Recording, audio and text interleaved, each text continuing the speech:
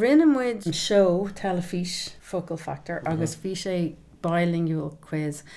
It's very, very much schoolbook Irish, tapping into the nation's brain of everything that they learnt in school and forgotten. So I've shagáil Irish myself, so we will... Shagáil. Is that an Irish word? Well, níl mé ag shagáil in ish. Tá shagáil Irish a gum. Fwack. Níl fwack a gum. Níl fwack a gum. I have nothing.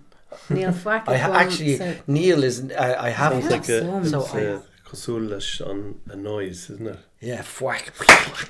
Yeah. An Yarna an taspog fwack. Ar hug tú fwack. Don't ask fwack. Bog on aspog fwack. Did. May. Fwack, agus fwack. In son shagáil. So he gave you nothing. Cain Fá. Oh, he gave you nothing. Rinne me Jarmid. Tá mé ag plead the call na 5th. Ag Plédol and Cúigiú. On Plédol, you see, there you go, this man is Plédol. Ag Cúigiú. Yeah. Ag Plédol and Cúigiú. On Cúigiú.